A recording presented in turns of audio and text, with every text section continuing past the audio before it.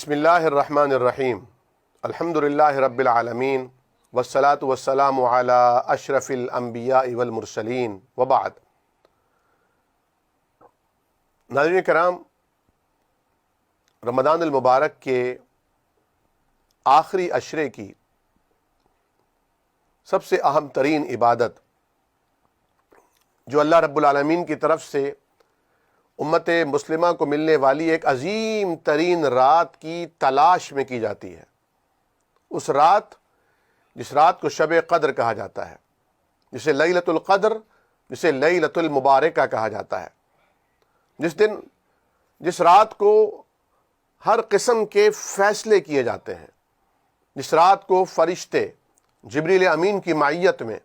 آسمان سے زمین پر اترتے ہیں، اللہ والوں سے ملاقات کرتے ہیں۔ ناظرین کرام، وہ ایسی عظیم رات ہے جس کا ذکر قرآن کریم فرقان حمید نے کیا تو باقاعدہ ایک سورہ مبارکہ نازل فرما دی جس کا نام ہی سورۃ القدر قرار پایا۔ سورۃ القدر یعنی قدر اور قیمت والی رات، سورۃ القدر یعنی جس دن تقدیر لکھی جاتی ہے، جس دن تقدیر، سال بھر کی تقدیر زمین پہ اتاری جاتی ہے، سورۃ القدر۔ اللہ پاک فرماتے ہیں اعوذ باللہ من الشیطان الرجیم، بسم اللہ الرحمن الرحیم، انا انزلناہ فی لیلۃ القدر، ہم نے اس قرآن کو لیلۃ القدر میں نازل کیا ہے۔ اور لیلۃ القدر کی تلاش سال کے 12 مہینوں میں سے ایک مہینے رمضان المبارک کی آخری ان راتوں میں کیا جاتا ہے جن راتوں کو طاق راتیں کہتے ہیں۔ اور یہ طاق راتیں 21ویں، 23ویں، 25ویں، 27ویں یا 29ویں شب ہائے مبارکہ میں سے کوئی ایک شب ہو سکتی ہے۔ ان راتوں میں عبادت کی جاتی ہے، اور سب سے زیادہ عبادت اور سب سے زیادہ ریاضت کرنے کا موقع ان خوش نصیبوں کو ملتا ہے جو اپنے آپ کو دنیا و ما فیہا سے، دنیا کے جھمیلوں سے، معاشی اور معاشرتی مشغولیات سے اپنے آپ کو آزاد کر کے اللہ کے ہو جاتے ہیں۔ یہ اعتکاف، جس کے لفظی اور لغوی معنی دھرنا دے کر بیٹھنے کے ہیں، جم کر بیٹھ جانے کے ہیں، گویا ایک معتکف اپنے معتکف میں یعنی اپنے خیمے میں جو مسجد میں لگایا جاتا ہے جم کر بیٹھتا ہے، ایک آس لے کر، ایک امید لے کر،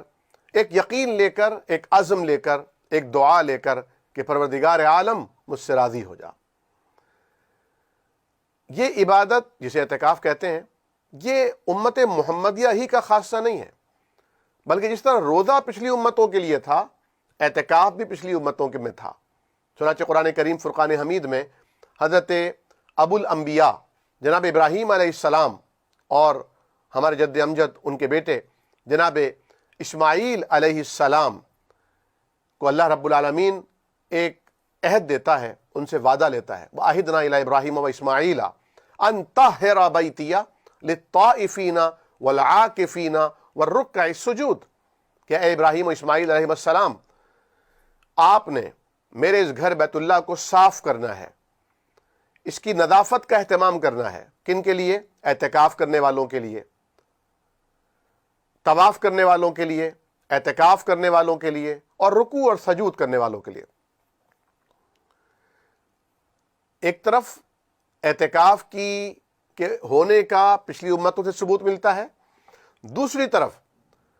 اعتکاف والوں کی خدمت کے لیے اللہ رب العالمین انبیاء کرام کی ڈیوٹی اور ان کی ذمہ داری لگاتا ہے۔ گویا اعتکاف والوں کی خدمت کرنا، مسجد کو صاف اور ستھرا رکھنا، یہ انبیاء کا منصب ہے، یہ انبیاء کا شیوا اور انبیاء کی ذمہ داری ہے۔ کتنے نصیبوں کی بات ہے ان لوگوں کے لیے، شکر کا مقام ہے جو مسجدوں کی خدمت کرتے ہیں،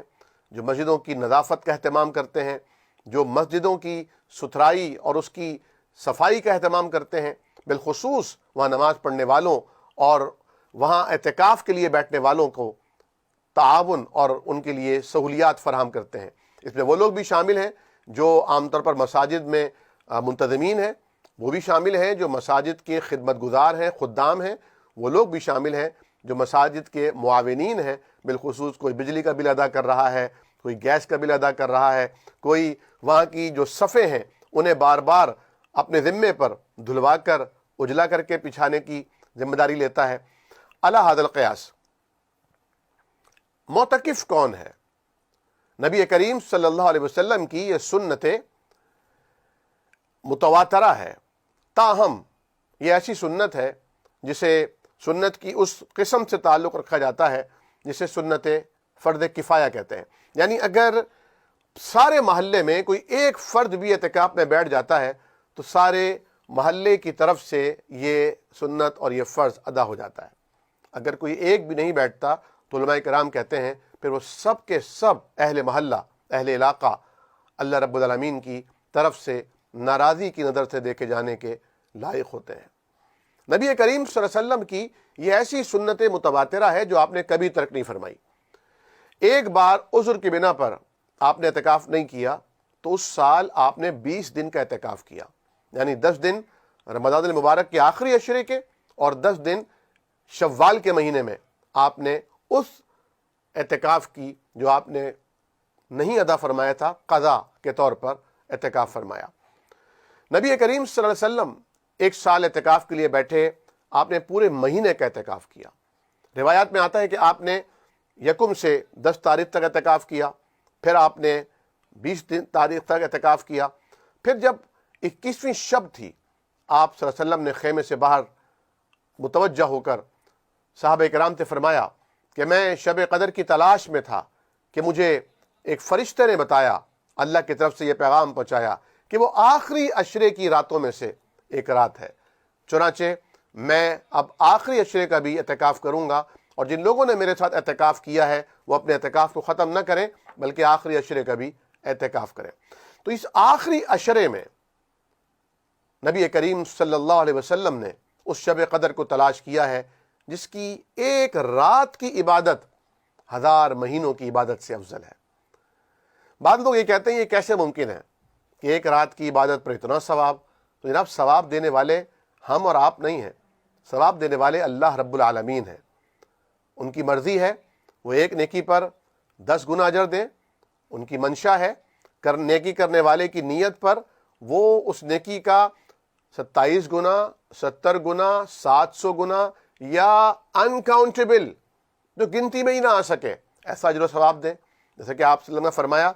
کہ تم میں سے جب کوئی اللہ کی رضا کے حصول کے لیے اخلاص نیت کے ساتھ صدقہ کرتا ہے تو دیتا تو وہ کچھ بہت تھوڑا سا ہے، لیکن اللہ تعالیٰ اس کو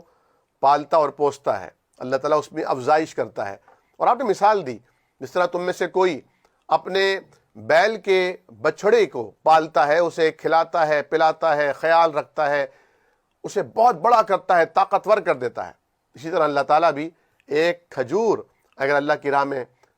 اخلاص نیت کے ساتھ اللہ کو راضی کرنے کے لیے ایک کھجور خیرات کی جائے تو اللہ تعالیٰ بھی اس کی اسی طرح نشو و نما کرتا ہے کہ وہ ایک بہت بڑا بحر ذخار بن جاتا ہے۔ ناظرین کرام، یہ اعتکاف اللہ رب العالمین کے رضا اور اس کی طلب میں اپنے گھر، کاروبار، آل اولاد، دوست سب سے کٹ کر اللہ کے گھر میں چاروں طرف ایک چادریں تان کر خیمہ لگا کر بس اللہ کی تلاش میں اپنے گناہوں پر نادم ہوتے ہوئے اللہ کی رضا، اس کی خوشنودی، اس کی محبت اور پیار حاصل کرنے کے لیے کیا جاتا ہے۔ یہاں تک کہ اگر کوئی شخص اعتکاف میں بیٹھا ہے تو وہ کسی کی عیادت کرنے نہیں جا سکتا۔ اگر وہ اعتکاف میں بیٹھا ہے اور وہ اعتکاف جو باقاعدہ مسنون اعتکاف ہے وہ کسی کے جنازے میں نہیں جا سکتا، لیکن کیونکہ وہ اعتکاف میں بیٹھا ہے حدیث شریف میں آتا ہے کہ اسے وہ ثواب بھی ملے گا جو نیکیاں اس نے کی نہیں ہوں گی۔ علماء نے اس کی تشریح بھی فرمائی ہے۔ اس نیکیوں سے کیا مراد ہے کہ وہ کسی کی عیادت کرنے نہیں جا رہا، وہ کسی کے جنازے میں شرکت نہیں کر رہا، لیکن ان کا ثواب اسے بغیر وہ عمل کیے اللہ رب العالمین کی طرف سے عطا ہو رہا ہے۔ آج ہم دیکھتے ہیں کہ لوگ اعتکاف کو بھی ایک رسم کی طرح نبھا رہے ہیں۔ دوست احباب اپنے دوستوں کے ساتھ اعتکاف میں بیٹھتے ہیں، اور اعتکاف ایک انفرادی عبادت ہے۔ آج اسے اجتماعی عبادت بنا دیا گیا ہے۔ آج بہت سارے لوگ ٹولیوں کی شکل میں بیٹھتے ہیں، لیکن اعتکاف اپنی روح کی جلا حاصل کرنے کے لیے کیا جاتا ہے۔ اعتکاف اپنے گناہوں کو اللہ کے سامنے تنہائی میں پیش کر کے ان پر ندامت کے اشک بہا کے اسے راضی کرنے کے لیے کیا جاتا ہے۔ بعض لوگ اعتکاف اس لیے کرتے ہیں کہ 10 دن مسجد میں رک کر کوئی دین سیکھ لیں گے۔ یہ کلاس روم نہیں ہے، یہ دین سیکھنے کا موقع نہیں ہے، تعلیم کے لیے الگ مواقع ہیں، یہ خالص انفرادی عبادت ہے۔ بلکہ اگر میں اپنے انداز میں اسے آپ کے سامنے پیش کرنا چاہوں تو مجھے اجازت دیجیے کہ یہ ایک عام ٹریننگ نہیں ہے، ایک عام پولیس اہلکار یا ایک عام فوجی ایک عام ٹریننگ حاصل کرتا ہے، لیکن کچھ کمانڈوز ہوتے ہیں، کچھ خاص مشن کے لیے تیار کیے جانے والے کمانڈوز ہوتے ہیں، انہیں خاص ٹریننگ دی جاتی ہے۔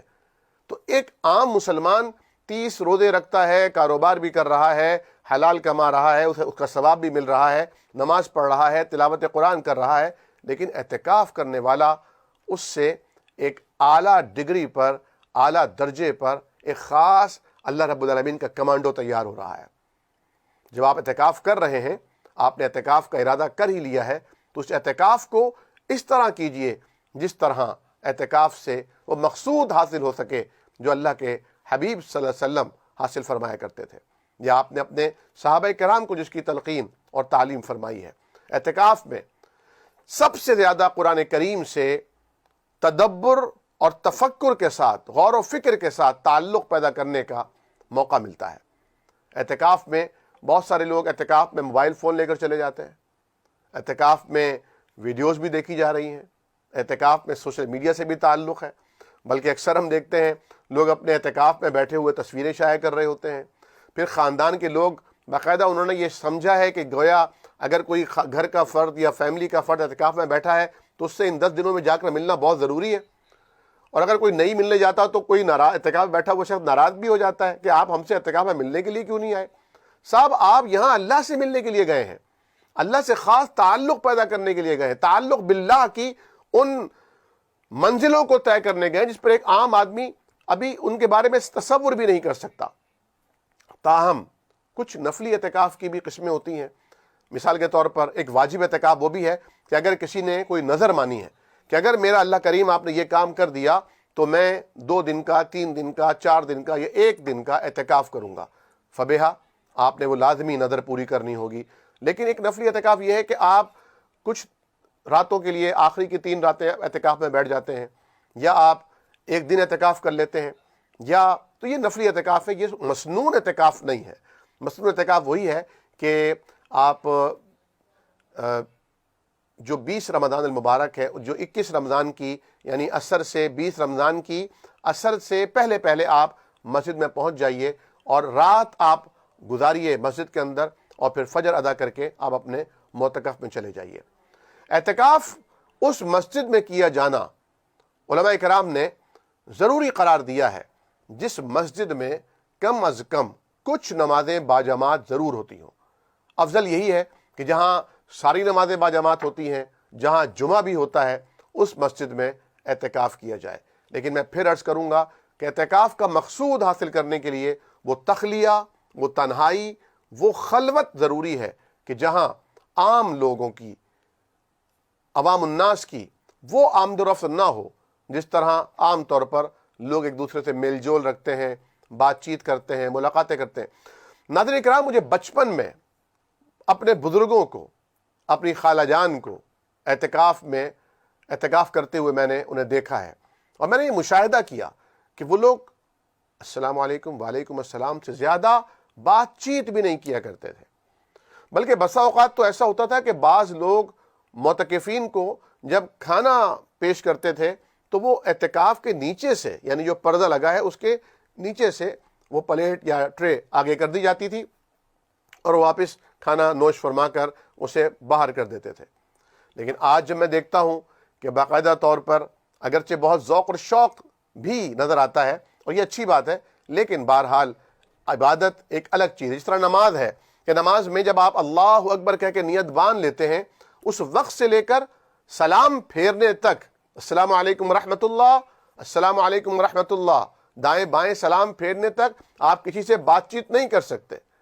کوئی آپ سے دینی مسئلہ پوچھتا ہے، آپ اس کا جواب بھی نہیں دے سکتے۔ بالکل اسی طرح کچھ عبادات کے کچھ تقاضے ہوتے ہیں. جس طرح روزے کی حالت میں اگر کوئی آپ کو دودھ پیش کرتا ہے تو آپ نہیں پیئیں گے، بالخصوص اگر وہ فرض روزہ ہے.